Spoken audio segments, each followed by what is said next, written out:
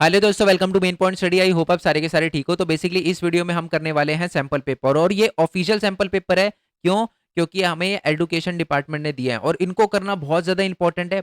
Maximum question आपको इसमें से देखने के लिए मिलेंगे। Yes sir, no? ओके। और जो भी आपके पास ऑफिशियल सोर्स है ना, अगर वहां से अगर कोई क्वेश्चन पेपर आ रहा है वो तो इंपॉर्टेंट ही होता है। ये बात आप बिल्कुल नोट करके रख लो। देखो, मैं आपको बता दूं, हम 3 सैंपल पेपर सॉल्व करेंगे। एक ये वाला, ठीक है, एक ये वाला, और एक सबसे ज्यादा इंपॉर्टेंट सैंपल पेपर जो हमारे सपोर्टिंग मटेरियल के एंड में दे रखा है, वो सबसे ज्यादा इंपॉर्टेंट है, उसको तो करना ही करना है। और सबसे पहले हम उसी को करेंगे। ठीक है जी। तो बिना टाइम वेस्ट करे शुरू कर देते हैं। और बच्चे है ना, बहुत सारे मेरे को बोल रहे थे, सर आप ये जो क्वेश्चन जो है most important question chapter wise upload कर रहे हो, क्या उसका कोई फायदा होगा क्या? उससे करके हम पास हो जाएंगे? अभी आपको पता चलेगा। सारी की सारी चीजें मैच करवाऊंगा कि कितने क्वेश्चन जो है, जो 3 नंबर और 5 नंबर के क्वेश्चन मैं करवा रहा था, वो कितने क्वेश्चन मैच हुए हैं और कितना आया है कितना नहीं आया, वो आपको पता चल जाएगा अभी थोड़ी देर में। ठीक है। बट पहले हम एमसीक्यू से शुरू करते हैं। एमसीक्यू पे आते हैं पहले तो पहला क्वेश्चन है कि एशियाई और अफ्रीकाई देश के उपनिवेशीकरण के में किस बात ने मदद की? यानी भारत, भारत यानी एशिया के बहुत सारे देश, भारत वगैरह और पाकिस्तान वगैरह, ये सारे के सारे देश गुलाम बने। अफ्रीका के देश भी बहुत सारे गुलाम बने। क्यों बने? क्या ऐसा रीजन था? किन चीजों ने हमें गुलाम बनने में हेल्प करी? मतलब अंग्रेजों के पास ऐसी क्या चीज थी जिसकी वजह से हम गुलाम बन गए? बेसिकली क्या ऐसी परिस्थिति उत्पन्न हुई जिसकी वजह से हम गुलाम बन गए? ठीक है। पहला पॉइंट है कि व्यापार के विस्तार के लिए अंतर सरकारी नीतियां नहीं। सरकार की नीतियों का कोई लेना देना नहीं। क्या हमारे भारत के सरकार ने क्या कोई ऐसी नीति उस टाइम तो सरकारी नीति पहली बार जब अंग्रेजों ने रूल करना हमारे भारत में शुरू किया, तो ये वाला पॉइंट तो गलत है। नेक्स्ट है कि विस्तार के लिए मात्र देशों को सरकारी आमंत्रण। क्या सरकारी आमंत्रण दिया था हमने? नहीं ना, इसका तो कोई लेना देना ही नहीं है सरकारी आमंत्रण, क्योंकि सरकार तो थी नहीं, जैसे मैंने बताया। लास्ट वाला पॉइंट पढ़ते हैं पहले, उसके बाद सी पे आएंगे। इन क्षेत्रों के पूंजीगत औपनिवेशिक शक्तियों के साथ व्यापार करना चाहते थे। क्या हम व्यापार करना चाहते थे अंग्रेजों से? अंग्रेजों से, या अंग्रेज अपना फायदा देखने के लिए इंडिया के अंदर आए थे? तो ये वाला पॉइंट भी नहीं है। इसका आंसर है जी सी। मैं समझाता हूं कैसे। प्रौद्योगिकी, निवेश और परिवहन में सुधार की वजह से हम गुलाम बने हैं, चाहे हम चाहे अफ्रीका के देश। कैसे? प्रौद्योगिकी, टेक्नोलॉजी में इंप्रूवमेंट हुई, शिप ली उन्होंने, टेक्नोलॉजी वगैरह अच्छी हो गई तो शिप बनाई उन्होंने, शिप से वो इंडिया के अंदर आ गए। निवेश करा, सबसे पहले आपको पता है ना, उन्होंने ईस्ट इंडिया कंपनी लगाई थी यहाँ पर। और उसके बाद परिवहन में सुधार हुआ और फिर वो आर्मी वगैरह अपनी लेकर आए, और बेसिकली उन्होंने इंडिया के अंदर कंट्रोल करना शुरू किया। तो ये चीज जो है, इसकी वजह से आप कह सकते हो कि इंडिया जो है और अफ्रीका के जो देश है, बहुत सारे गुलाम बने हैं। यस और नो? क्लियर हो गया ना? उपनिवेश बने हैं। नेक्स्ट वाले क्वेश्चन पे आते हैं। निम्नलिखित में से कौन सा समाचार जो पत्र है वो बाल गंगाधर तिलक द्वारा शुरू किया गया था? ये बड़ा सिंपल है। ये है पंजाब केसरी। आपको याद होगा कि जो हमारे बाल गंगाधर तिलक है उनको पंजाब केसरी भी बोला जाता है, तो इसका आंसर है जी केसरी। यस और नो? ये तो सिंपल क्वेश्चन था। नेक्स्ट वाला क्वेश्चन है जी, अच्छा बहुत सारे बच्चे ना पिक्चर बेस वाले क्वेश्चन को लेके बहुत परेशान थे। मैं आपको बता दूं, जितने भी मैंने सैंपल पेपर देखे ना, उसमें पिक्चर बेस क्वेश्चन है ना, कोई भी पैराग्राफ वाला नहीं आया। ये छोटे छोटे पिक्चर बेस आए हैं। और ये वाला तो अगर आपने चैप्टर एक बार खोल के भी देखा होगा तब भी आपको पता होगा, ये जो हमारा पार्ट 5 है इतिहास का, मुद्रण संस्कृति और आधुनिक दुनिया, उसकी पिक्चर है। और ये पिक्चर किसने बनाई है? राजा रवि वर्मा ने। बिल्कुल पिक्चर के नीचे ही लिखा हुआ है। ठीक है जी। कौन सी पिक्चर? बुक के अंदर देखोगे ना पिक्चर बनी हुई है और उसके बिल्कुल नीचे लिखा हुआ है राजा रवि वर्मा। उन्होंने ये पिक्चर बनाई है, और भी बहुत सारी पिक्चर बनाई है, वो आप बुक खोलोगे तो आपको पता चल जाएगा। एक बार सिर्फ पिक्चर किसने बनाई है, किसकी पिक्चर है, ये देख लेना। ठीक है। बाकी आपको बहुत ज्यादा पिक्चर वाले क्वेश्चन में डीप जाने की जरूरत नहीं है। ओके, यही लिखा हुआ है कि पेंटिंग जो है किस चित्रकार ने बताई है, नाम बताइए। नेक्स्ट वाले क्वेश्चन पे दे रखा है, ये थोड़ा ऑप्शनल वाला क्वेश्चन है। क्या निम्नलिखित प्रश्न में ये बेसिकली उन बच्चों के लिए है जो थोड़ा सा देखने में जिनको दिक्कत होती है। क्या है? निम्नलिखित में से कौन गीत गोविंद पुस्तक के लेखक थे? ये भी सिंपल है। जो हमारे जयदेव थे ना, जयदेवी थे, वो हमारे, मैं आपको दिखा भी देता हूँ, जो हमारे जयदेवी थे ना, जयदेव वैसे जयदेव था, थोड़ा मात्रा वगैरह की होगी, तो जयदेव जो थे ना, वो बेसिकली हमारे गीत गोविंद के अभिलेख वो थे, लेखक थे। यस और नो? क्लियर हो गया? चलो जी नेक्स्ट वाले क्वेश्चन पे आते हैं। नेक्स्ट वाला क्वेश्चन है कि जी क्रम अनुसार लगाना है आपको। सबसे पहले क्या चीज हुई, उसके बाद क्या चीज हुई? देखो, जोहान गुटनबर्ग ने कब बनाई थी वो मशीन वगैरह, प्रिंटिंग प्रेस? 1448 में, ये अपने को पता है। ठीक है। चलो, और ये जो फ्रांसीसी क्रांति हुई थी, ये हुई थी 1789 में, ये भी अपने को पता है। मार्टिन लूथर किंग ने नया धर्म बनाया था, प्रोटेस्टेंट, ये बनाया था उन्होंने 1517 में। मिनोकियो की जो डेथ हुई थी वो 1599 में हुई थी, बेसिकली उसको सूली पे लटका गया था मेनोचियो को। ठीक है। तो सबसे पहले क्या आएगा? ये फोर्थ।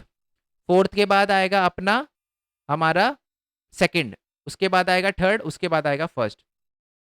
ठीक है। फोर्थ, सेकंड, थर्ड और फर्स्ट, इसका आंसर होगा D. Yes sir, no? Clear हो गया? चलो जी नेक्स्ट वाले क्वेश्चन पे आते हैं। नेक्स्ट वाला क्वेश्चन है ये वाला क्वेश्चन है ना, मैंने देखा है एक ना एक ऐसा क्वेश्चन तो जरूर दे रखा है, किसी भी सैंपल पेपर में देखोगे आप, ये वाला क्वेश्चन आपको जरूर मिलेगा। पहचान करनी है कौन सी फसल है। बेसिकली आपको पहले पॉइंट से क्लियर हो जाएगा कि कौन सी फसल की यहाँ पर बात हो रही है। एक ऐसी फसल जिसका उपयोग भोजन के लिए भी होता है और चारे के उपयोग में भी यूज होता है। तो ये तो आपको पता है कि इसका आंसर है जी मक्का, भुट्टा। भुट्टा एक ऐसी चीज है जिसको खाते भी है और जानवरों को भी खिलाते हैं, ठीक है जी। और बाकी 21 डिग्री सेल्सियस से लेकर 27 डिग्री सेल्सियस तक का तापमान चाहिए होता है। और जो हमारी पुरानी जलोढ़ मृदा होती है ना, वो बेसिकली उसमें हमारा मक्का जो है वो अच्छी क्वालिटी का उगता है। नेक्स्ट वाले क्वेश्चन पे आते हैं। नेक्स्ट वाला क्वेश्चन है वनों का क्वेश्चन है, चैप्टर नंबर 2 है भूगोल का। बेसिकली इसमें आरक्षित वन के बारे में बता रखा है, गलत बताना है आपको, कौन सा सही नहीं है। आरक्षित वन क्या होते हैं? आधे से अधिक वनों का आरक्षण, सही बात है। संरक्षित वन क्या होते हैं? संरक्षित वन वनों के 1/3 का आरक्षण, ये भी बात सही है। उसके बाद करते हैं अवर्गीकृत वन, जो सरकारी और निजी व्यक्तियों के तहत वन का आरक्षण, ठीक बात है। नेक्स्ट है कि स्थायी वन लकड़ी के उत्पादन के लिए आरक्षित, नहीं, ऐसा कुछ भी नहीं था। तो इसका आंसर है जी डी। क्लियर हो गया? यस और नो दिखा देता हूं मैं आपको। इसका आंसर जो है वो अपना डी है। ओके, क्वेश्चन नंबर 6 का 7 क्वेश्चन पे आ जाते हैं। अब ये हमें मैच करना है, ठीक है जी। चलो अब किसी बच्चे को आंसर थोड़ा बहुत आता हो ना, तब भी कैसे, अब इसमें एलिमिनेशन मेथड यूज करना है। देखो, सबसे पहली बात तो यह है अंतरराष्ट्रीय संसाधन। अंतरराष्ट्रीय नाम से पता चल रहा है अंतरराष्ट्रीय, तो इनमें से ऐसी कौन सी चीज है जो अंतरराष्ट्रीय है? महासागरीय संसाधन। और ये बात आपको पता भी है, ठीक है। जो महासागरीय संसाधन है वो एक अंतरराष्ट्रीय संसाधन है, क्योंकि वो 200 नॉटिकल माइल के बाहर आता है। Yes sir no? चलो, राष्ट्रीय संसाधन क्या है? एक देश की जो सड़कें होती है, नहरें होती है, रेलवे होती है, वो एक देश की राष्ट्रीय संसाधन होती है।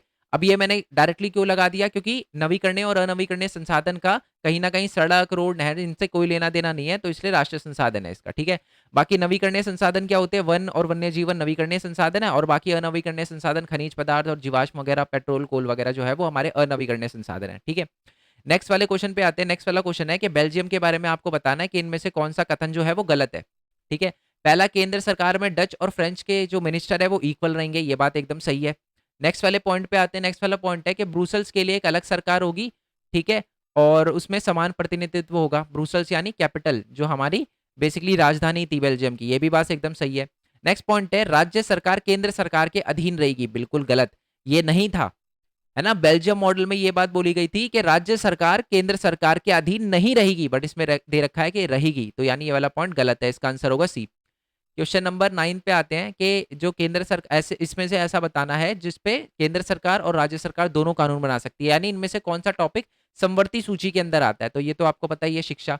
शिक्षा एक ऐसी चीज है जिसपे राज्य सरकार भी कानून बना सकती है और केंद्र सरकार भी कानून बना सकती है। Yes sir no? चलो, नेक्स्ट वाले क्वेश्चन पे आते हैं। नेक्स्ट वाला क्वेश्चन है कि नारीवाद आंदोलन से जो मिलता जुलता है, नारीवाद आंदोलन क्या होता है? इनमें से कौन सा लाइन जो है वो नारीवाद आंदोलन को बताता है? तो नारीवाद आंदोलन पता है, एक रेडिकल महिलाओं का आंदोलन है। बेसिकली ये कहती है कि समानता मिलनी चाहिए, ठीक है जी, जीवन में उनको समानता मिलनी चाहिए, जो मर्दों को मिल रही है वही फीमेल्स को मिलनी चाहिए।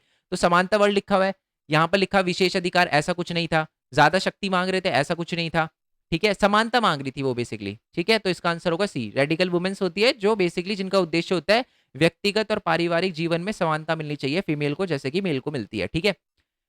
नेक्स्ट वाला क्वेश्चन है, ये वाला तो बेसिकली मैंने करवाया भी है, सारे ही करवाए हैं वैसे, बट ये वाला देखो आप। भारतीय जनता पार्टी, ये बेसिकली वो लिखे उनके गठबंधन, भारतीय जनता पार्टी का गठबंधन कौन सा था? एनडीए, ठीक है। और उसके बाद कांग्रेस पार्टी का गठबंधन क्या था? यूपीए, ठीक है। और हमारा मिजो नेशनल फ्रंट क्या है? वो एक लेफ्ट पार्टी है, लेफ्ट फ्रंट है या क्षेत्रीय दल है? मिजो नेशनल फ्रंट नाम से ही पता चल रहा है मिजोरम, जो सिर्फ मिजोरम में है, तो यानी क्षेत्रीय दल है। बाकी जो कम्युनिस्ट है उसको हम लेफ्ट फ्रंट भी बोलते हैं, ठीक है जी। चलो, नेक्स्ट वाले क्वेश्चन पे आते हैं। ये हमारा अभिकथन और तर्क वाला क्वेश्चन है। अब अभिकथन और तर्क वाला क्वेश्चन सुनो। कथन लिखा हुआ है कि लोकतंत्र एक जवाबदेह, उत्तरदायी और वैध सरकार है। रीजन क्या लिखा हुआ है? लोकतंत्र नियमित है, स्वतंत्र है और निष्पक्ष चुनाव होते हैं, और निर्णय मानदंड, जो मानदंड होते हैं, मापदंड होना चाहिए था, और प्रक्रिया पर आधारित होते हैं। अब ध्यान से देखो, एक जवाबदेह सरकार क्या होती है? जो नियमित रूप से ढंग से चले, उत्तरदायी और स्वतंत्र हो, और निष्पक्ष चुनाव हो। अच्छा, वैध सरकार क्या होती है? जो बेसिकली लोगों की सरकार हो, जो अच्छे से काम करे, ठीक है, जो जेन्युइन काम करे, उसको वैध सरकार कहते हैं। और वही तो होता है हमारा बेसिकली जो निष्पक्ष चुनाव होते हैं और जो नियमित रूप से काम होता है, उनका स्वतंत्र काम होता है, तब हम तभी तो कहते हैं कि जी हाँ, हमारी जो सरकार है वो जवाबदेह, उत्तरदायी और वैध सरकार कब कहलाती है? जब वो नियमित रूप से इलेक्शन हो, है ना, और बेसिकली स्वतंत्र हो, निष्पक्ष चुनाव हो, और निर्णय जो हो एक प्रक्रिया द्वारा लिया जाए। तो ये दोनों लाइन सही भी है और दोनों का आपस में लेना देना भी है, यानी इसका आंसर होगा ए। दोनों सही है, नहीं, इसका आंसर ये वाला नहीं लिखा है ना इसमें, यानी ये नहीं होगा। नीचे आते हैं फिर, और किस में लिखा हुआ है? इसका आंसर होगा बी। ए और आर दोनों सही है, और आर जो है वो एक, यार दोनों में नहीं लिखा हुआ है, ये क्या बकवास है। बताओ, सपोर्टिंग मटेरियल वालों ने भी गलती कर रखी है, ये नहीं, इसमें ये नहीं आएगा, इसका आंसर यही है, बट ये नहीं आएगा। ठीक है, ए और आर दोनों सत्य है, और आर जो है वो ए की सही व्याख्या करता है। ठीक है जी, क्लियर हो गया। एक सल्यूट जो है वो हमारे उन लोगों के लिए जिन्होंने ये सपोर्ट मटेरियल बनाया है। ठीक है, मतलब बताओ, मैं अगर सब सैंपल पेपर बनाते वक्त कोई गलती कर दूं, क्वेश्चन लिखते वक्त गलती कर दूं, चलता है, बाकी यूट्यूबर गलती करते चलता है, इतनी बड़ी टीम लेके सीबीएसई ऐसे गलती कैसे कर सकती है। नेक्स्ट वाले क्वेश्चन पे आते हैं, निम्नलिखित में से कौन सा धर्म जो है श्रीलंका के लोगों ने संविधान के मतलब जो संरक्षित दिया था, आपको पता है जो हमारे जो सिन्हाला लोग थे बेसिकली उनका धर्म जो था बौद्ध धर्म था, और 1956 के कानून में उन्होंने उसको प्राथमिकता दी थी। Yes sir no. चलो नेक्स्ट वाला क्वेश्चन है, क्वेश्चन ये पूछा गया है कि दिए गए आंकड़ों को पढ़िए और पता लगाइए कि किस राज्यों में बच्चों के अधिकतम प्राथमिक विद्यालय शिक्षा हासिल की है। ये तो देखो, अगर आपने चैप्टर वगैरह थोड़ा बहुत पढ़ रखा होगा तो आप इसका आंसर आंख बंद करके बता सकते हो, बट फिर भी आपको दिख रहा है कि सबसे ज़्यादा जो है वो साक्षरता दर भी केरला के अंदर है, सबसे ज़्यादा बच्चे स्कूल भी केरला के अंदर जाते हैं, है ना। निवल उपस्थिति अनुपात, तो इसका आंसर होगा हमारा केरल। ठीक है जी, चलो नेक्स्ट वाले क्वेश्चन पे आते हैं। ये वाला क्वेश्चन बहुत बढ़िया है। क्वेश्चन क्या पूछा गया, नीचे आते हैं। क्वेश्चन ये पूछा गया है कि कितनी प्रतिशत जो लड़कियां हैं वो स्कूल नहीं जा रही। तो अब इसमें ये दे रखा है कि कितनी प्रतिशत महिलाएं बच्चियां जो है वो स्कूल जा रही हैं, कितनी प्रतिशत महिलाएं स्कूल जा रही है, 82%। तो कितनी नहीं जा रही होगी, 100 माइनस 82, कितना हो गया, 18%। 18% क्या लिखा हुआ है, यस सर 18% तो लिखा हुआ है, इसका आंसर है डी। ठीक है, नेक्स्ट वाला क्वेश्चन है कि इसमें विषम पता लगाना है, कौन सा ऑड है, अलग कौन सा है। टूरिस्ट गाइड, नाई, दर्जी, कुम्हार, ये तीनों के तीनों सेवा क्षेत्र में आते हैं। शिक्षक, डॉक्टर, सब्जी विक्रेता, वकील हमारा तृतीय क्षेत्र में आते हैं। पोस्टमैन, मोची, सैनिक और पुलिस कांस्टेबल हमारा तृतीय क्षेत्र में आते हैं। भारतीय railway, jet Airways, Doordarshan, metro, ये तो परिवहन के साधन है, इसका तो कोई लेना देना ही नहीं, ये तो परिवहन के साधन है ना, तो इसका आंसर होगा डी। ठीक है जी, चलो नेक्स्ट वाले क्वेश्चन पे आते हैं। नेक्स्ट वाला क्वेश्चन है, प्राथमिक, द्वितीयक और तृतीयक जो है वो क्या है, वो एक आर्थिक क्रिया है। तो वैसे ही आपको बताना है संगठित और असंगठित क्षेत्र क्या होते हैं। बेसिकली ये क्या सामाजिक गतिविधि की प्रकृति या नहीं, उत्पादन से तो इसका कोई लेना देना ही नहीं है ना। असंगठित, संगठित बेसिकली जॉब होती है, तो देखो लिखा ही है जॉब, रोजगार, तो इसका आंसर होगा ए, है ना। असंगठित क्षेत्र और संगठित क्षेत्र क्या होते हैं, जैसे कि मान लो आप किसी एमएनसी में वर्क करते हो, तो वो क्या है, वो संगठित क्षेत्र है ना। आप किसी फैक्ट्री में जो कि सरकार से रजिस्टर नहीं है उसमें वर्क करते हो, तो वो क्या है, असंगठित है। यस सर नो, क्लियर है ना, कोई दिक्कत तो नहीं है ना बच्चे। चलो नेक्स्ट वाले क्वेश्चन पे आते हैं। नेक्स्ट वाला क्वेश्चन है कि एक बंदा है जिसने 12% पे ब्याज लिया, 5 लाख रुपए का कर्ज लिया उसने, और घर के कागजात वगैरह रखवा दिए बैंक के अंदर, तो इस चीज को क्या कहेंगे, समर्थक ऋणाधार कहेंगे। ऋणाधार वही होता है ना, कोलेट्रल, जो आप गिरवी रखवाते हो, यही क्वेश्चन पूछा ना, इस प्रक्रिया को क्या कहते हैं, समर्थक ऋणाधार, जो घर के कागजात जो है वो बंदे ने गिरवी रखवाया बैंक में। ठीक है जी, क्लियर हो गया। चलो मैं एक बार चेक भी कर देता हूँ आपके लिए। हाँ, हाँ जी, समर्थक ऋणाधार, ऋणाधार का मतलब कोलेटरल होता है, यानी जो चीज गिरवी रखवाते हैं हम। ठीक है, इसमें गिरवी की बात करी गई है। नेक्स्ट वाले क्वेश्चन पे आते हैं।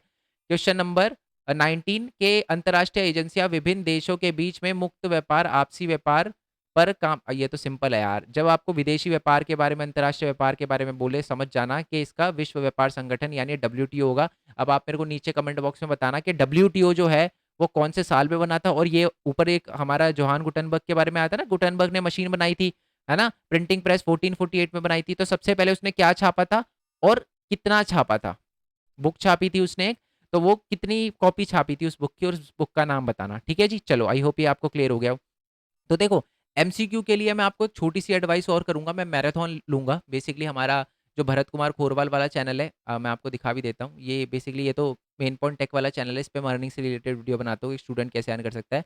बट अभी आपके लिए सबसे इंपॉर्टेंट जो है ये भरत कुमार खोरवाल वाला चैनल है, यहाँ पर मैं लाइव वगैरह लूंगा, मैराथन वगैरह करेंगे हम बिल्कुल अच्छे से, है ना। 1 डेढ़ घंटे में सारे के सारे इतिहास, भूगोल, अर्थशास्त्र और जो हमारे लोकतांत्रिक है सबके मिक्स में एमसीक्यू करवाऊंगा। वैसे तो मैं आपको मेन पॉइंट स्टडी पे भी जो है वो कुछ एमसीक्यू जो है वो प्रैक्टिस करने के लिए दे रहा हूँ।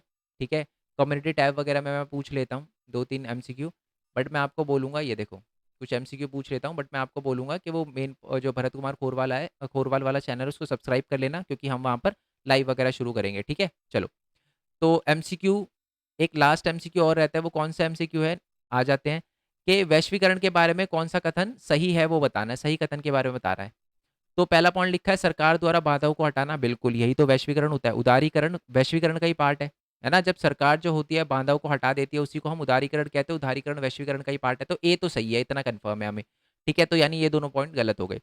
नेक्स्ट है अच्छा, ये दोनों पॉइंट गलत हो गए, तो इसमें फोर्थ भी गलत ही है। फोर्थ गलत क्यों है? क्योंकि इन दोनों में आप देखो फोर्थ है ही नहीं, तो यानी ये भी गलत है। यानी इन दोनों में से एक सही है, अब देखना है कौन सा। विदेशी कंपनियों को फैक्ट्रियां लगाने की इजाजत या सभी कंपनियों को अपना निवेश बढ़ाने में सक्षम बनाना? नहीं, ऐसा नहीं होता। बहुत सारी ऐसी कंपनियां भी है जिससे वैश्वीकरण का ज्यादा फायदा नहीं हो पाता, और वो बेसिकली अपना जो निवेश है वो नहीं बढ़ा पाती। ठीक है, विदेशी कंपनियों को फैक्ट्री लगाने की इजाज़त, हाँ बिल्कुल। भारत के अंदर देखो, जब वो वैश्वीकरण होता है तो बाहर की कंपनियां इंडिया के अंदर आ देती है। आपको पता है ना, भारत में वैश्वीकरण कब हुआ था? उदारीकरण, एलपीजी एक पॉलिसी आई थी, सरकार लेकर आई थी एलपीजी पॉलिसी। आप मेरे को बताना कब लेकर आई थी, कौन से साल में लेकर आई थी? चलो मैं बता देता हूँ, 1991 में लेकर आई थी। 90, क्योंकि मैं इसलिए बता रहा हूँ, बाकी बच्चे बोलेंगे फिर कि सर आप तो बिल्कुल बीच में छोड़ रहे हो, आंसर तो बताया करो। ठीक है, तो 1991 में आई थी। उससे पहले ना बहुत सारी आपको जो फैक्ट्रीज है वो इंडिया में देखने के लिए नहीं मिलती एमएनसी की। बट 1991 के बाद बहुत सारी फॉरेन की कंपनी भी इंडिया के अंदर आई, तो इसलिए फर्स्ट और सेकंड हमारा सही है। और ये थर्ड वाला जो है वो गलत है। सभी कंपनियां, सभी लिख दिया ना, सभी कंपनियां नहीं है, सभी कंपनियों को अपना निवेश बढ़ाने में सक्षम बनाया, ऐसा नहीं है, सभी कंपनियों को नहीं बनाया। बहुत सारी हमारी लोकल कंपनी है जिसको एक्चुअल में वैश्वीकरण से नुकसान हो रहा है। ठीक है, चेक भी कर लेते हैं एक बार, फर्स्ट एंड सेकंड जो है वो हमारा सही है। चलो, अब आते हैं जी हमारे दो दो, तीन तीन और पांच पांच मार्क्स से क्वेश्चन पे। ठीक है, सबसे पहले तो पांच पांच मार्क्स से क्वेश्चन पे जाने से पहले मैं आपको मैप क्लियर करवाता हूँ, उसके बाद हम पांच पांच नंबर के क्वेश्चन पे आएंगे, क्योंकि उसका तो मैंने वादा कर रखा है कि जी एक भी क्वेश्चन अलग नहीं आएगा। अभी देखते हैं हम कि बेसिकली आया भी है मोस्ट इंपॉर्टेंट क्वेश्चन में से या नहीं आया पांच पांच नंबर के क्वेश्चन। ठीक है, चलो सबसे पहले मैप पे आ जाते हैं। मैप में क्या लिखा है? वह स्थान जहां पर 1920 के अंदर कांग्रेस का जो अधिवेशन हुआ था, 1920 के अंदर आप फंस गए क्यों? क्योंकि कांग्रेस का 1920 में अधिवेशन दो जगह हुआ था, कोलकाता और हमारा नागपुर। पर अभी नहीं फंसे, क्यों? क्योंकि जब हम नीचे आएंगे तो अपने को पता चलेगा कि जब मार्किंग है यहाँ पर, तो अब ये बताओ, यहाँ पर ए की मार्किंग ये दे रखी है, अब यहाँ नागपुर है नहीं, यहाँ पर कोलकाता है, तो यानी ये सितंबर 1920 में जो सेशन हुआ था उसकी बात करी गई है, जो कि हमारा कोलकाता में हुआ था। ठीक है, सेकंड वाला भी रीड कर लेते हैं जी। सेकंड वाला क्या था? कि वह स्थान जहां पर गांधी जी ने अपना नमक कानून तोड़ा था। कहां पर तोड़ा था? दांडी में तोड़ा था। दांडी कहां पर है? अपना गुजरात के अंदर पड़ता है, ये रहा जी दांडी। ठीक है जी, बी। चलो, जो मार्किंग होगी ना वो बेसिकली हिस्ट्री के मैप की मार्किंग होगी, जो आपका भूगोल का मैप है उसकी मार्किंग नहीं होगी। एबीसीडी आप देखो, इस दोनों में एबीसीडी मार्क कर रखा है, बट भूगोल में कोई मार्किंग नहीं होगी। कौन कौन से भूगोल के क्वेश्चन है वो देखो। हीराकुड बांध, बहुत सिंपल है, मैंने आपको बताया था ना। कुंड, जब हीरा कुंड, तो कुंड क्या होता है? बेसिकली पानी का बहुत वो होता है, बेसिकली कुआं वगैरह जो कहते हैं, पानी जिसमें भरा हुआ होता है। तो ऐसा कौन सा स्टेट है इंडिया के अंदर जिसका नाम कुंड से, ऐसे ओ से स्टार्ट होता है, गड्ढे से स्टार्ट होता है? तो ये कौन है? हमारा उड़ीसा है। तो ये उड़ीसा कहाँ पर? यहाँ पर पड़ता है अपना हीराकुड डैम। कुछ बच्चे पूछे थे सर मैं यहाँ मार्क कर दूं, यहाँ मार्क कर दूं, यहाँ कर दूं, ऐसे कोई दिक्कत तो नहीं है? कोई दिक्कत नहीं है, बस स्टेट का नाम सही लिखना। ठीक है, और मतलब स्टेट सही मार्क करना, कहीं आप बोल दो कि ये रहा उड़ीसा, ऐसा नहीं होता। उड़ीसा यही मार्क करना, और ब्रैकेट में ना आप हीराकुड डैम लिख के ब्रैकेट में उड़ीसा भी लिख देना, ताकि टीचर को क्लियर हो जाए कि हाँ बच्चे ने तुक्का नहीं भेड़ा, उसको पता है इस स्टेट का नाम उड़ीसा है। ठीक है जी, क्लियर हो गया। चलो, बाकी हम नेक्स्ट वाला देखते हैं। नेक्स्ट वाला है जी तारापुर। ये तो मैंने बहुत सिंपल आपको बताया था यार, तारापुर नाम से आपको पता चला है ऐसा कौन सा स्टेट है इंडिया के अंदर जहां पर तारे रहते हैं, जहां पर स्टार रहते हैं, जहां पर बॉलीवुड स्टार रहते हैं? मुंबई।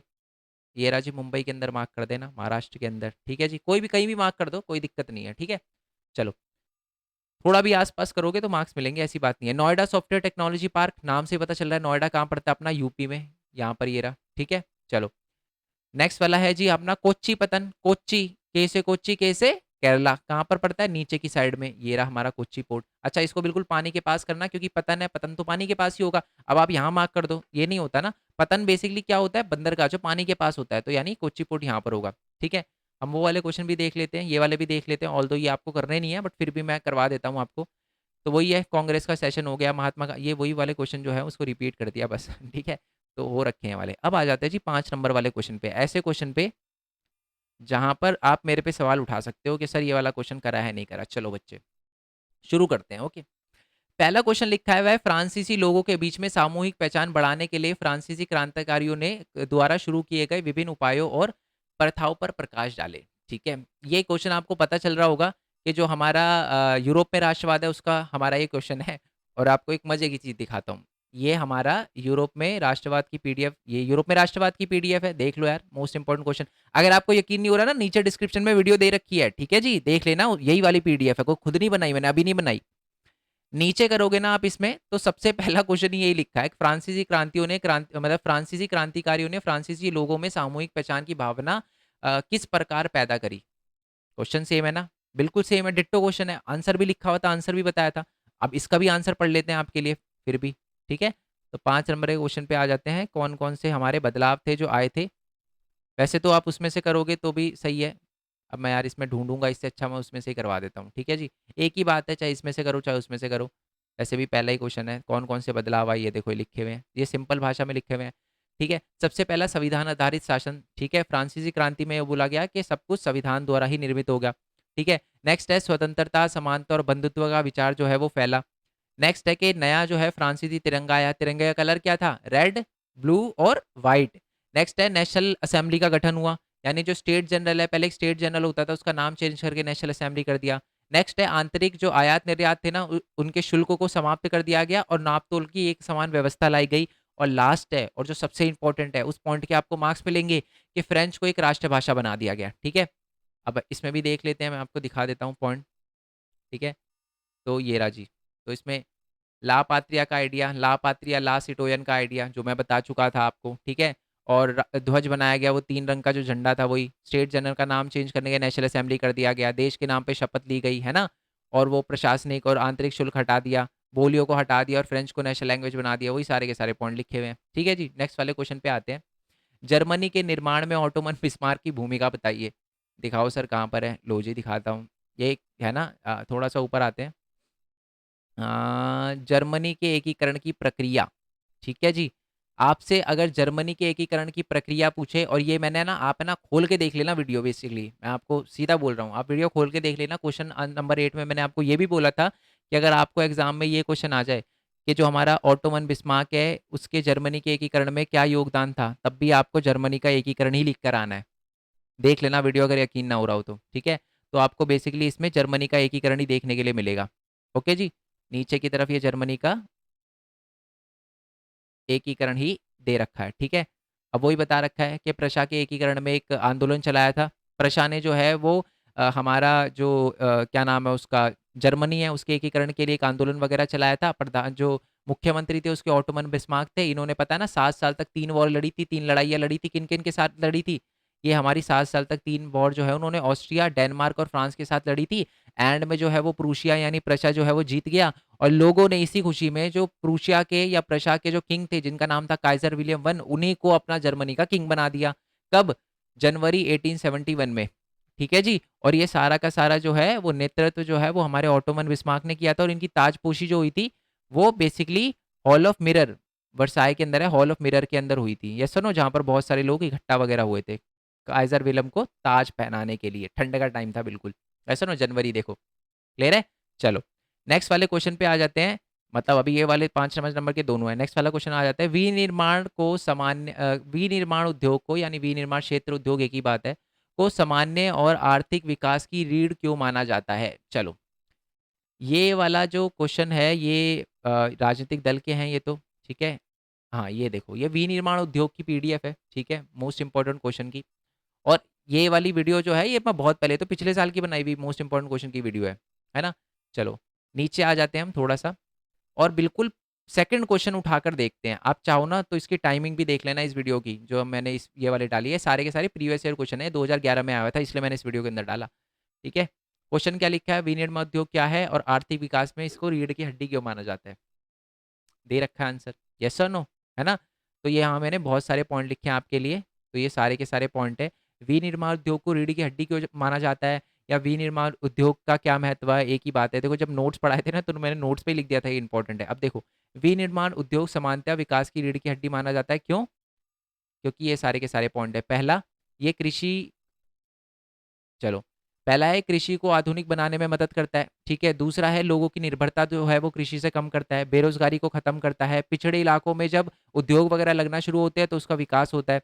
नेक्स्ट पॉइंट है कि वह देश ज़्यादा जो है वो विकसित माना जाता है जो अपने कच्चे माल को तैयार वस्तु में, मूल्यवान वस्तु में जो है वो निर्मित करता है, विनिर्मित करता है, ओके। तो यही सारे के सारे पॉइंट है जो आपको लिखना है। आप एक और पॉइंट लिख सकते हो कि ये देखो ये वाला पॉइंट भी, कि विदेशी मुद्रा भी आती है, किससे, विनिर्माण उद्योग से, क्योंकि फैक्ट्रियों के अंदर जो भी बनता है हम दूसरे देश में बेचते हैं, और जब बेचते हैं तो पैसे आते हैं, डॉलर्स आते हैं, ठीक है। चलो यानी ये वाला भी है। सर ये वाला सूचना प्रौद्योगिकी और इलेक्ट्रॉनिक उद्योग में बहुआयामी पहलू की परख कीजिए। करवाया है, बिल्कुल करवाया है ये वाला क्वेश्चन यार। ये मैं सिर्फ यही चेक करवा रहा हूँ। अब मैं फिर एक एक आप बोलोगे कि सर सारी चीज़ें ही चेक करवाओगे क्या? बस ये 5-5 नंबर के चेक करवा, वैसे वो वाले जो 2-2 मार्क्स है, 3-3 मार्क्स के, वो भी कॉपी हैं पूरे। ठीक है? चलो ये रहा सॉफ्टवेयर टेक्नोलॉजी पार्क का। क्या लिखा है? भारत में सूचना प्रौद्योगिकी उद्योग का महत्व किसी भी 2 बिंदु को बताइए, और इसमें मैंने 2 बिंदु नहीं, ज़्यादा बिंदु लिखे हैं। ठीक है? चलो, अब इसको मैच कर लेना, यही वाले पॉइंट जो हैं वहाँ पर सपोर्ट मटेरियल के आंसर में लिखे होंगे। ठीक है जी? चलो, अ, मॉस्किटो वगैरह कुछ ज़्यादा ही हो गए, दिक्कत हो रही है मेरे को, बट आ जाते हैं अच्छी। ठीक है? चलो, तो क्या लिखा हुआ है सॉफ्टवेयर टेक्नोलॉजी पार्क के अंदर? सबसे पहले तो क्या क्वेश्चन क्या था कि सूचना प्रौद्योगिकी और सॉफ्टवेयर टेक्नोलॉजी पार्क जो जो इलेक्ट्रॉनिक उद्योग होते हैं उनको बहुआयामी पहलू बताओ। बहुआयामी पहलू यानी अलग अलग चीज़ों में फ़ायदा पहुंचा रहा है, यानी जो हमारा सूचना प्रौद्योगिकी उद्योग है ना, उससे बहुत फ़ायदा हो रहा है इंडिया को, अलग अलग तरीके से फ़ायदा हो रहा है। वो क्या फ़ायदा हो रहा है वो बताना है। पहला तो इलेक्ट्रॉनिक उद्योग जो है वो ट्रांजिस्टर सेट, हमारा टेलीविजन, टेलीफोन, ठीक है, सेलुलर, दूरदर्शन, दूरसंचार, हमारा पेजर वगैरह, ये सारी की सारी चीज़ें जो होती है हमारी इलेक्ट्रॉनिक उद्योग के अंदर ही आती है। और आपको पता है कि बेंगलुरु को भारत का इलेक्ट्रॉनिक राजधानी कहा जाता है। 1 मार्क्स में क्वेश्चन लिख लो। इतनी बार सब सैंपल पेपर में देखा है वाला क्वेश्चन, तो मैंने प्रीवियस ईयर क्वेश्चन में भी 1 मार्क्स का यही क्वेश्चन आ रखा है। ठीक है? और भी ज़्यादातर प्रोडक्शन अलग-अलग राज्य में होता है। अलग-अलग राज्य जैसे कि अपना चेन्नई वगैरह, ठीक है? ये देखो चेन्नई हो गया, दिल्ली, हैदराबाद, है ना? पुणे वगैरह में हो गया। ओके, चलो। नेक्स्ट है कि हमारे सॉफ्टवेयर टेक्नोलॉजी पार्क में बढ़िया से बढ़िया जो है वो डेटा ट्रांसफ़र की सुविधा दी जाती है। आज तो देखो नेट जो है वो बहुत अच्छा चलता है, बट एक टाइम ऐसा था कि भारत में बहुत धीरे नेट चलता था, तो उसके लिए सरकार जो है वो बढ़िया क्वालिटी की नेट की सर्विस प्रोवाइड कर दी थी इन सॉफ्टवेयर टेक्नोलॉजी पार्क में, है ना? जो अभी हमने देखा था ना मैप में, नोएडा सॉफ्टवेयर टेक, ऐसे ही बहुत सारे सॉफ्टवेयर टेक्नोलॉजी पार्क है। इस उद्योग का बड़ा प्रभाव मतलब जो बड़ा प्रभाव है वो रोजगार सर्जन पे भी पड़ा है, मतलब जॉब वगैरह भी क्रिएट हुई है। ठीक है? हमारे आईटी सेक्टर में 30% जो है वो वुमेन्स काम करती है, और बीपीओ सर्विस भी जो है वो बड़ी है हमारे भारत के अंदर, और हार्डवेयर और सॉफ्टवेयर में निरंतर वृद्धि हुई है भारत के अंदर। ठीक है जी? ये वाला पॉइंट भी आपको लिखना है। ठीक है? और ये सारे के सारे पॉइंट जो है हमारे इसके अंदर भी लिखे हुए हैं। कहाँ गया? ये देखो, ये वो 30% वाला है ना, और ये बीपीओज़ वगैरह, हार्डवेयर, सॉफ्टवेयर सारे लिखे हुए हैं, टेंशन लेने की ज़रूरत नहीं है।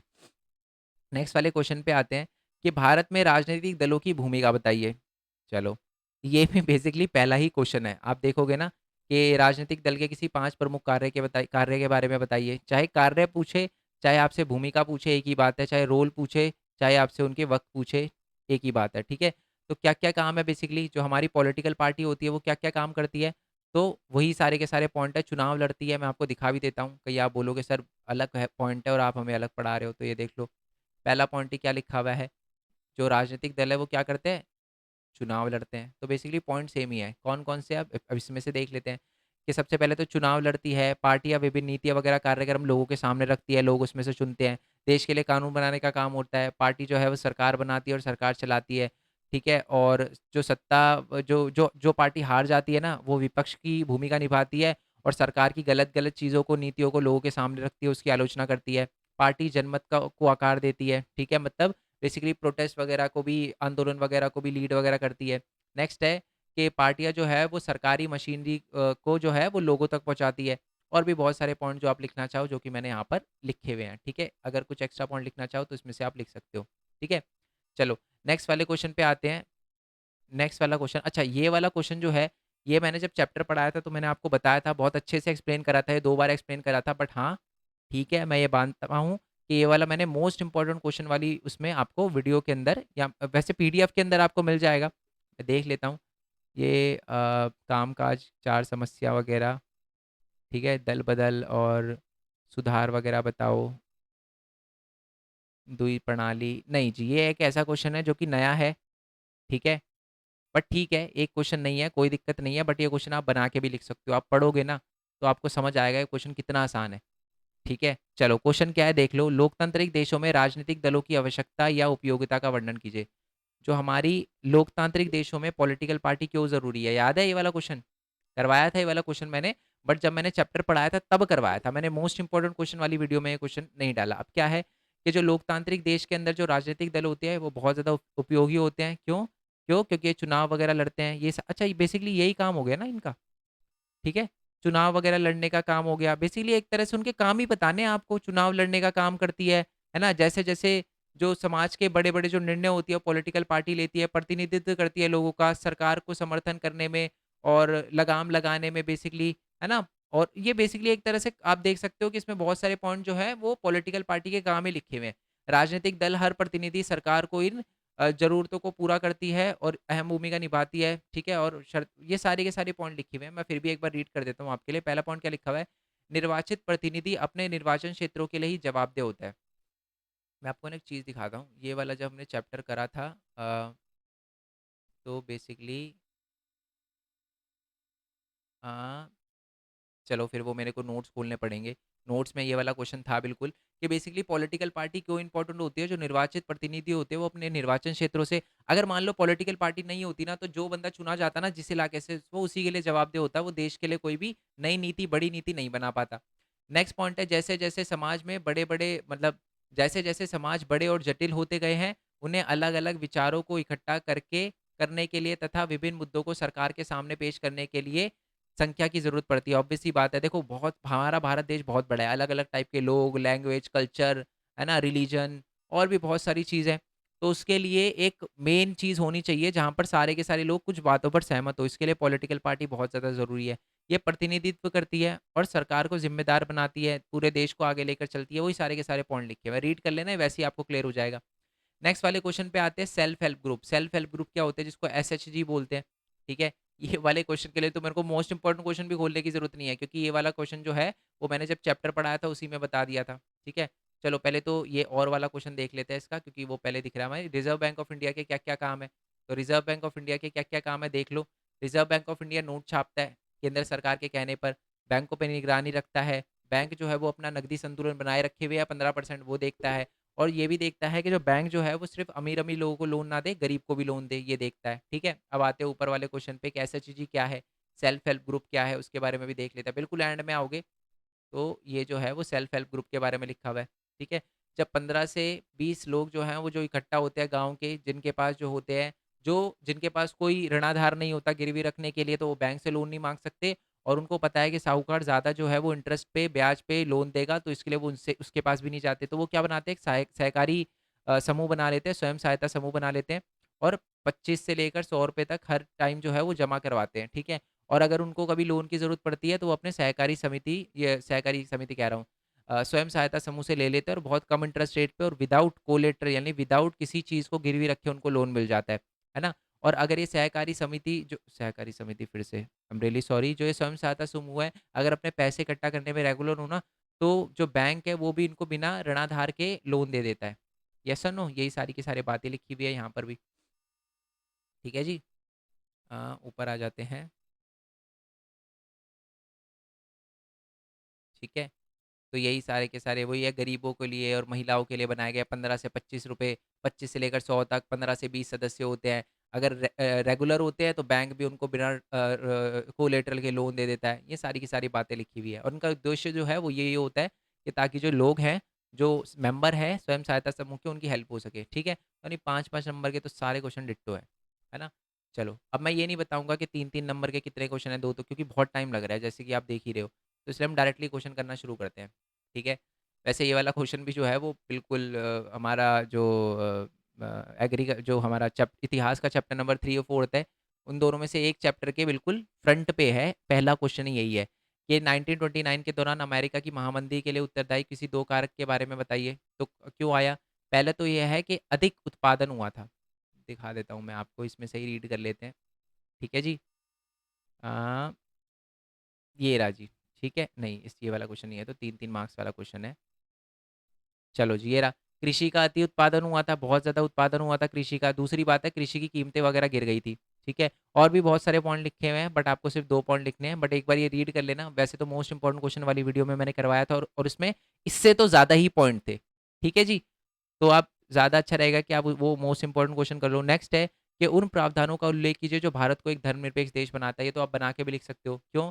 पहला तो ये है कि भारत एक धर्मनिरपेक्ष देश है, ठीक है? भारत के अंदर भारत का कोई औपचारिक धर्म नहीं है, ये पहला पॉइंट हो गया। दूसरा, भारत में हर व्यक्ति को अपना धर्म मानने की, अपने धर्म के बारे में दूसरों को बताने की और वो चाहे तो किसी भी धर्म को ना मानने की पूरी-पूरी आज़ादी है। हो गए 2 पॉइंट। नेक्स्ट वाला पॉइंट है, भारत में ऊर्जा संसाधन के संरक्षण के 2 उपाय बताओ। ऊर्जा को बचाने के लिए हम क्या कर सकते हैं? सिंपल है, ऐसी उपकरणों का यूज़ कर सकते हैं जो बिजली को सेव करे, ठीक है? और क्या-क्या कर सकते हैं? ऊर्जा संसाधन को इलेक्ट्रिसिटी को सेव करने के लिए और क्या कर सकते हैं? देख लेते हैं जिसमें क्या लिखा हुआ है। वैसे तो बनाकर लिख सकते हो आप, अभी जो है और क्या पॉइंट है? बहुत कॉमन बिजली को बचाने के लिए उपकरणों को, ठीक है? और उपयोग ना हो तो बिजली को बंद कर दो। ये ऐसे पॉइंट है, बच्चों वाले पॉइंट है, ठीक है जी? चलो, नेक्स्ट वाले है सौर ऊर्जा के उपयोग में सुधार के लिए। जो सौर ऊर्जा हम सोलार एनर्जी यूज़ करते हैं, उसमें सुधार के लिए क्या हो सकता है? पहली बात तो हमको क्या करना चाहिए? सबसे पहले जो सोलार पैनल होते हैं ना, ठीक है? उसको थोड़ा बढ़िया क्वालिटी का बनाना चाहिए। दूसरी बात है, हमें सोलार पैनल उसी जगह लगानी चाहिए जहाँ पर छाया ना आती हो, जहाँ पर धूप आती हो। यही बात लिखी हुई होगी, ठीक है जी? छायावित एरिया के अंदर नहीं लगाना चाहिए, है ना? और बेसिकली सोलार पैनल जो है कम लागत पे और अच्छी क्वालिटी का होना चाहिए, ये सारी की सारी बातें। नेक्स्ट है, ये हमारा इतिहास का क्वेश्चन है चैप्टर नंबर 2 और ये भी पहला ही क्वेश्चन है, मोस्ट इंपोर्टेंट क्वेश्चन वाली पीडीएफ के अंदर। चलो वो पीडीएफ मैंने डाली नहीं। अगर आप खोलोगे ना हमारे इतिहास का चैप्टर नंबर 2 का मोस्ट इंपोर्टेंट क्वेश्चन खोलोगे तो उसके अंदर भी ये वाला क्वेश्चन पहला ही मिलेगा आपको कि प्रथम विश्व युद्ध के दौरान जो है वो भारत की सामाजिक और राजनीतिक स्थिति कैसी थी? बहुत ही बेकार थी। कैसे बेकार थी? ब्रिटिशर जो थे वो लड़ाई में लगे हुए थे, तो इसकी वजह से भारत के अंदर उन्होंने टैक्स बढ़ा दिया, है ना? कस्टम ड्यूटीज़ रेज़ कर दी और क्या किया था उन्होंने, जो चीज़ों के प्राइसेज़ थे वो डबल हो गए थे। गाँव के अंदर जाकर वो लोगों को जबरन जो है वो सेना में भर्ती कर रहे थे।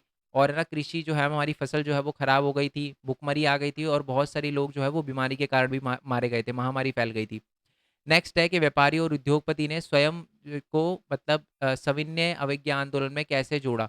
तो आपको पता है बेसिकली जो हमारे उद्योगपति थे वो क्या चाहते थे, वो चाहते थे कि बाहर से जो चीज़ें आ रही है ना उनसे उनको थोड़ा सा संरक्षण मिले, ठीक है? और बेसिकली बाहर से जो चीज़ें आ रही है वो ना आए और उन्होंने कैसे सविनय अवज्ञा आंदोलन में पैसे देकर और अपना कंट्रीब्यूशन वगैरह निभाया था और ये बहुत ही ज़्यादा एक्साइटेड थे स्टार्टिंग में, बट दोबारा से जब सविनय अवज्ञा आंदोलन चलाया तो उन्होंने इतना पार्टिसिपेट नहीं करा। आंसर दिखा देता हूँ मैं आपको, यही लिखा है। भारतीय जो व्यापारी थे और उन्होंने फिर ये फिक्की भी बनाया था, federation of Indian chamber of commerce and industry, ठीक है? और वो क्या चाहते थे, विदेशी निर्यात जो हो रहा है, विदेशी जो आयात हो रहा है, बाहर से जो चीज़ें आ रही है वो ना आए, उससे उनको सुरक्षा मिले, यही बताया था मैंने आपको, ठीक है? चलो, और वो कुछ हमारे बिज़नेसमैन के नाम लिखे हुए हैं, पुरुषोत्तम दास, ठाकुर दास, ये मैंने करवाया था, कवर कर रखा है ये मैंने। और मैंने आपको बताया भी था कि ये वाला जो क्वेश्चन है ना बिज़नेसमैन वाला और एक वुमेन वाला, कि वुमेन ने कैसे पार्टिसिपेट करा था सिविल डिसोबीडियंस मूवमेंट में, ये क्वेश्चन बहुत ज़्यादा रिपीट हुआ है, ठीक है? चलो, नेक्स्ट वाला क्वेश्चन है कि भारत में जो रेलवे नेटवर्क है उसके आज ये वाला क्वेश्चन जो है ना, वो जब रिवीजन करवाई है तो बार-बार ये क्वेश्चन मैंने आपको बोला था कि भारत में जो रेलवे का वितरण है उसको प्रभावित करने वाले कारक कौन-कौन से हैं? नीचे आ जाते हैं। तो पहले तो आपको बताना है कि भारत में अलग-अलग एरिया पे आपको अलग-अलग रेल देखने के लिए मिलती है। उत्तरी मैदान पे आपको ज़्यादा रेल देखने के लिए मिलेगी। प्रायद्वीपीय जो क्षेत्र है वहाँ पर पहाड़ पठार वगैरह होते हैं, यहाँ थोड़ी कम मिलेगी, ठीक है? और जो राजस्थान वाला मरुस्थल वाला एरिया है वहाँ पर भी आपको कम रेलवे देखने के लिए मिलेगी। गुजरात वाला दलदली एरिया है वहाँ पर कम देखने के लिए मिलेगी, है ना? और जो हमारा समुद्री तटीय जो इलाका होता है वहाँ पर भी बेसिकली जो है कोंकण एरिया में यहाँ पर भी विकसित वगैरह करी गई है, बट वहाँ पर थोड़ा-सा थोड़ी-सी कम देखने के लिए मिलती है, ठीक है?